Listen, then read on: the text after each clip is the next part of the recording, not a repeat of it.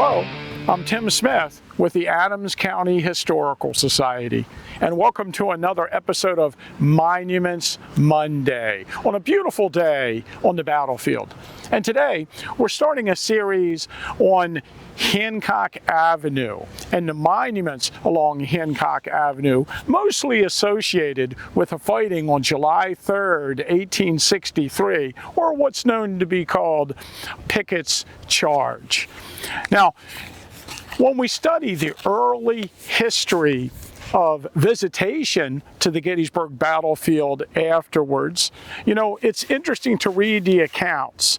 And, people visit Little Round Top, they visit Devil's Den, they visit East Cemetery Hill. The Gettysburg Battlefield Memorial Association that was formed right after the battle actually preserved parts of East Cemetery Hill, Culp's Hill, Little Round Top.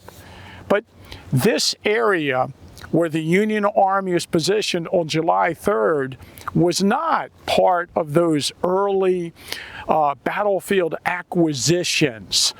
And what's kind of interesting is this area where the Northern Army is positioned was landlocked, and it was really not accessible to visitors early on. As a matter of fact, in John Batchelder's Gettysburg, What to See and How to See It, which was published in 1873, he suggests you ride a carriage down the Emmitsburg Road, stop in the middle of the Emmitsburg Road, and he talks about this site from that location. Also, William Tipton took a series of photographs of the area of Pickett's Charge in the 1870s from the Emmitsburg Road. It wasn't until 1882 when there was a series of photographs recorded by William Tipton for the cyclorama, the thing created by Paul Philippetto. I believe they were taken in April of 1862, that there was a close-up of what we refer to as the clump of trees or copse of trees. William Tipton built a platform up here, not far away, about 20 feet, put a camera on it, and took a series of images. And in one of those images that he took there, you can actually see a trail that leads down where Hancock Avenue is today.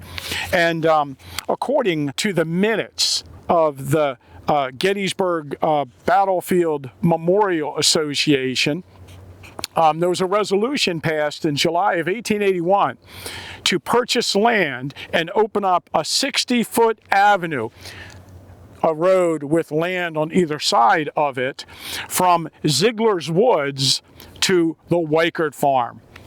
In October 1881, at one of the board meetings, a motion was passed, quote, that a survey of the proposed avenue from the Tawnytown Road to Little Round Top, unquote, be made as soon as possible. In November 1881, it was resolved that Major Robert Bell and Nicholas Gage Wilson hereby are authorized to negotiate, if possible, with the owners of the land over which the proposed avenue from the Tawnytown Road to Little Round Top will run. Said negotiations to be conducted with the understanding that the Gettysburg Battlefield Memorial Association will erect all fences along the line of the avenue.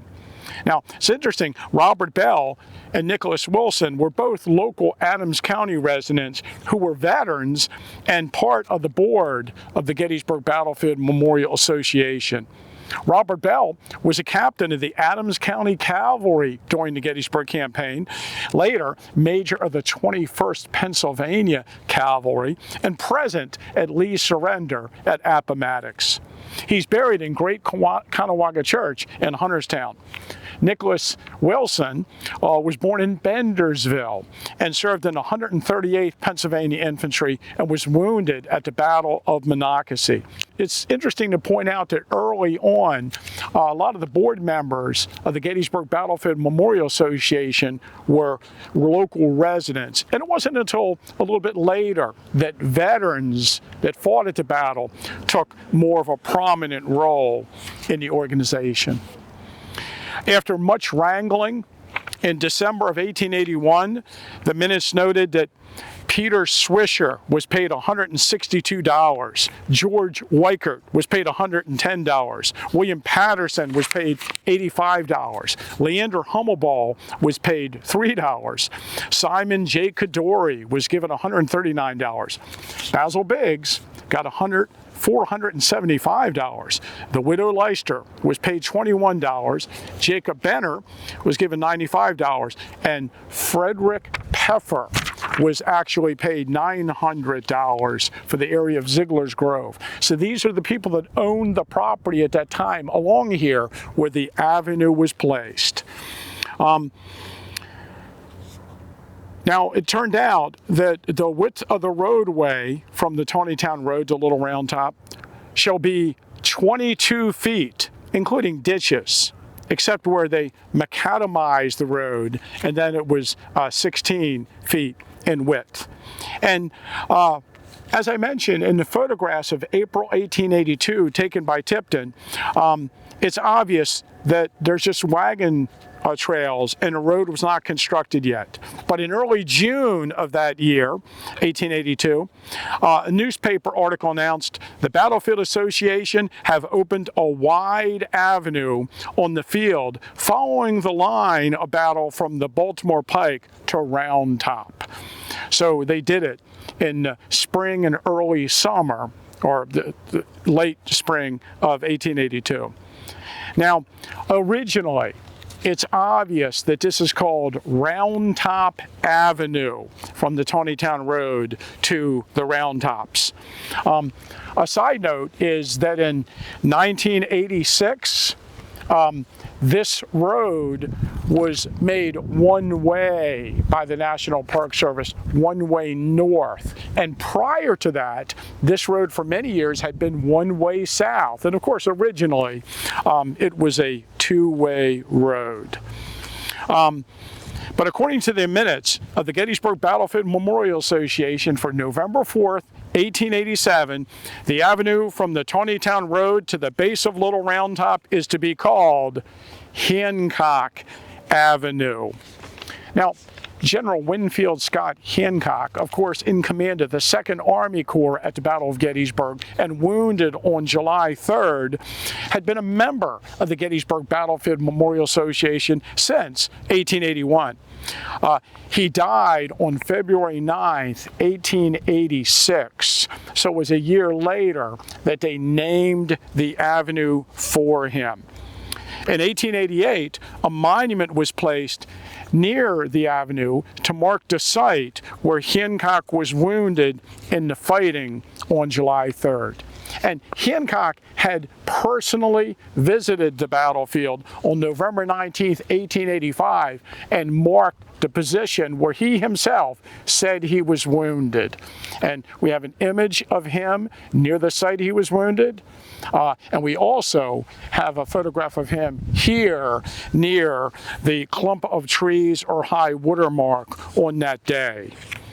Of course, in 1888, a monument was placed to mark the site where Hancock was wounded, and on June 5th, 1896, an equestrian statue was placed of Hancock on East Cemetery Hill. And, you know, I often think that General Hancock missed the mark. Of course, he ran for president in 1880. And after his death, the monument on East Cemetery is placed there because Hancock believed that his greatest contribution to the battle was rallying the troops on Cemetery Hill on the evening of the first day as the Northern Army fell back to that position.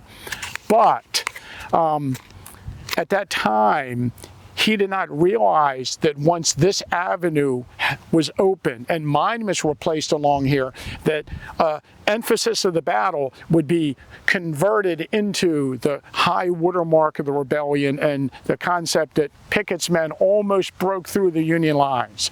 And there's every reason to believe, had Hancock wanted it, he could have had a large equestrian statue in the center of the Union line at the angle where his 2nd Army Corps repulsed Pickett's advance. And how famous would Hancock be today if that had happened?